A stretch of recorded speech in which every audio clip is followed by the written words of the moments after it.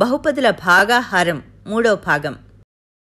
మిమ్మల్ని ఎవరైనా 6 అనేది 100 యొక్క కారణాంకం అవుతుందా కాదా అని అడిగినప్పుడు మీరు 100ని 6చే భాగించి కాదు అని సమాధానమిస్తారు. ఎందుకంటే అక్కడ శేషం 4 వస్తుంది. అలాగే 100కు 5 ఒక కారణాంకం అవుతుంది. ఎందుకంటే 100ను 5చే భాగిస్తే శేషం 0 అవుతుంది. ఒక సంఖ్య మరొక సంఖ్య యొక్క కారణాంకం అవుతుందో లేదో తెలుసుకోవడానికి ఇది ఒక సాధారణ పద్ధతి. కొన్నిసార్లు దాదాపు ఇదే విధానాన్ని బహుపదులకు కూడా వర్తింపచేస్తారు. ముందుగా మనం గత వీడియోల్లో నేర్చుకున్న కొన్ని విషయాలు మళ్ళీ గుర్తు చేసుకుందాం. మనం ఒక బహుపది p(x)ను ఒక రేఖీయ బహుపది x-a చే భాగించగా వచ్చు ఫలితాన్ని ఈ విధంగా సూచిస్తాం అని నేర్చుకున్నాం. p(x) భాజకం x-a మరియు భాగఫలం q(x) లబ్ధము ప్లస్ r శేషము. అలాగే మనం x-a యొక్క శూన్య విలువ a అని కూడా నేర్చుకున్నాం. మరియు మనం బహుపదిలో x యొక్క విలువ ప్రతిక్షేపిస్తే అంటే p(a)ను సాధిస్తే శేషం r యొక్క విలువ వస్తుంది. మరొక విధంగా చెప్పాలంటే భాజకం యొక్క శూన్య విలువచే బహుపది యొక్క విలువ కనుక్కోవాలంటే అదే శేషం అవుతుంది. దీన్నే మనం శేష సిద్ధాంతం అంటాం. భాగాహారం చేయకుండానే శేషం కనుగొనుట ఇది చాలా చక్కగా ఉపయోగపడుతుంది. p(a) విలువ 0 అయితే శేషం r = 0 అని అర్థం. దీని అర్థం p(x) x-a × q(x) అంటే x-a p(x) యొక్క భాజకం అవుతుంది. మరొక మాటలో చెప్పాలంటే x-a p(x) యొక్క కారణాంకం అవుతుంది. ఎందుకంటే x-a p(x)ను నిశ్శేషంగా అంటే శేషము 0 వచ్చేటట్టుగా భాగిస్తుంది. విపర్యంగా మనం x-a p(x) యొక్క కారణాంకం అయితే p(a) అనగా శేషము 0 అవుతుంది అని చెప్పచ్చు. ఇది కారణాంక సిద్ధాంతం. కనుక శేష సిద్ధాంతము కారణాంక సిద్ధాంతానికి దారితీస్తుంది. ఒక ఉదాహరణ తీసుకుందాం.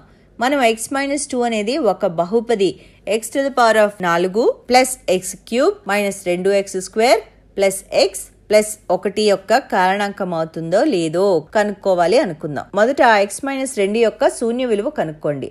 అంటే x-2 0 అంటే x 2. కాబట్టి x-2 యొక్క శూన్య విలువ 2.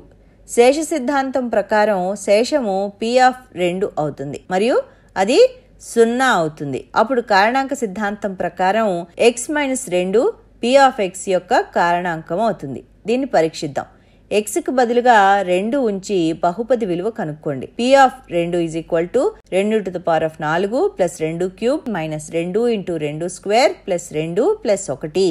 మనం x కు బదులుగా తీసుకున్న విలువ 2 భాజకం యొక్క శూన్య విలువ అంటే that is equal to 16 plus 8 minus 8 plus 3 is equal to 19. శేషం 19. ఇది ఒక శూన్యేతర సంఖ్య. అందువల్ల x-2 అనేది x⁴ plus x³ minus 2x² plus x plus 1 యొక్క కారణాంకము కాదు. మరొక ఉదాహరణ తీసుకుందాం. p(x) x³ minus 4x² plus x plus r ని x-3 చే భాగించగా మొదట x-3 యొక్క శూన్య విలువ కనుక్కుందాం. x-3 0 అంటే x 3.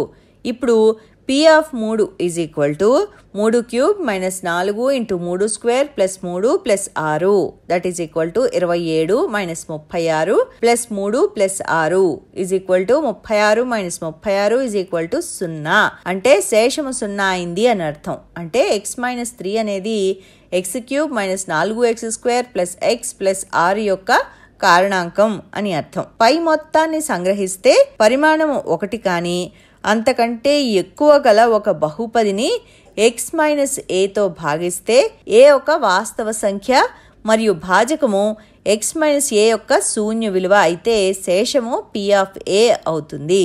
ఇదే శేష సిద్ధాంతం. అలాగే p(a) విలువ 0 అయితే మనం x-aను p(x) యొక్క కారణాంకం అంటాం. ఇది కారణాంక సిద్ధాంతం.